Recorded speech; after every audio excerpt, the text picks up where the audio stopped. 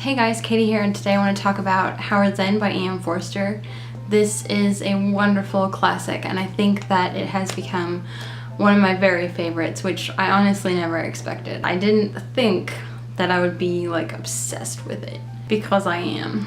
Taking the time to read this a little bit slower and adding stickies and highlighting and putting notes in really changed my experience of this book. So I do recommend it, especially if you're reading something a bit more complex. I'm going to try my best to give you a very basic synopsis of Howard's End. It's about a family named the Schlegels, and it focuses pretty heavily on the sisters Margaret and Helen and their relationships with people of different classes. On one hand, they have these friends, the Wilcoxes, who are very much about, consumerism, materialism, and things like that. And on the other hand, they have the lower class Basts, Leonard and his wife Jackie, who are poor and just trying to make it by. That's the basic synopsis. One other important thing about the book has to do with Howard's End. Mrs. Wilcox, she dies shortly after the beginning of the book. And when she's sick, she says that she will leave Howard's End, her beloved home, to Margaret Schlegel. Mr. Wilcox wants it for his son, even though his son doesn't really care about it that much. So the story of Howard's End is really about how the different classes and people with different outlooks on life, culture, society, all of these things, how they interact and affect each other. Because of that, this book is full of important and very relevant issues that we're still dealing with today, which is why I highly recommend that you consider checking this book out. The most important issue of the book is talking about love and relationships, and how the more urban London became, the less that they felt like they were having significant relationships that meant things. Furthermore, there is the conversation of Margaret and Helen wanting to help people. They want to help the Wilcoxes be more philosophical, intellectual, to have a soul. They want to help Leonard Bast, who doesn't have access, get access to things that they have access to, seeing shows, listening to music, discussion groups where they can talk about whatever political or cultural topic that they want to talk about. I think that the biggest question is, should they interfere in these people's lives? Because sometimes when they do, there are very, very bad consequences. There are so many other things that Forster talks about in Howard's End that it's almost crazy how accurate his view of the future was. He talks about suburban sprawl and like how that kind of destroys the little villages and cultures outside of a larger city. Industrialism. London used to be nice and all of these things were great in London, but now it's becoming gray and crowded and you can't think there.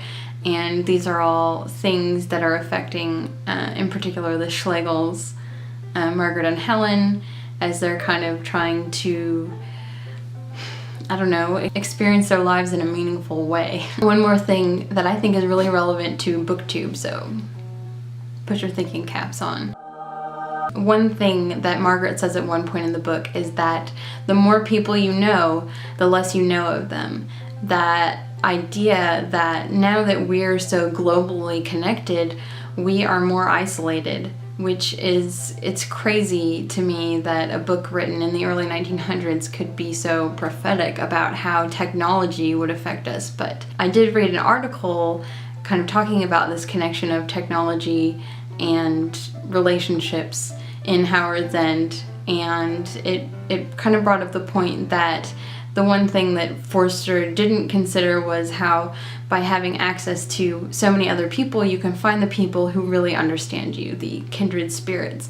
And I think in BookTube, that's something that we're all doing, and you guys understand me, and that is why I love making videos and watching videos and being on Twitter. A couple of the things that it deals with, the tension between England and Germany as the First World War approaches, the idea of masculinity, the idea of femininity.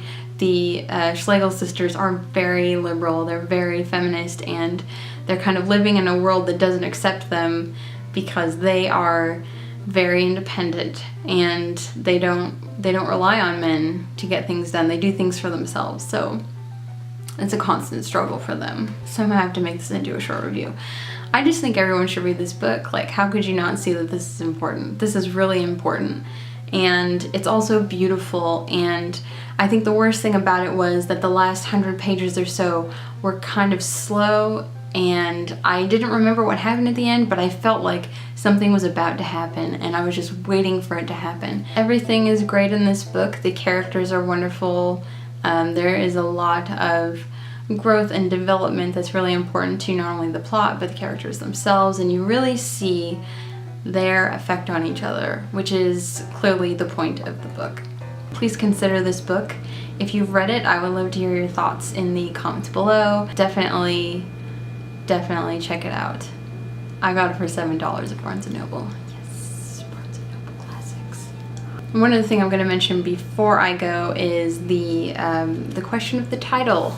It says Howard's End, but there's no apostrophe there, and so I've been spelling it that way, and a lot of people, nobody has said anything to me, but I know that everyone puts an apostrophe in Howard's because it seems like it should be there, but it's not in the title, so I haven't been. So just so you don't think I'm either like stupid or whatever, now you know. That's why I've been doing that. Anyway, that's all I have for today, and I hope that this review is helpful for you, and I hope that you will read this book.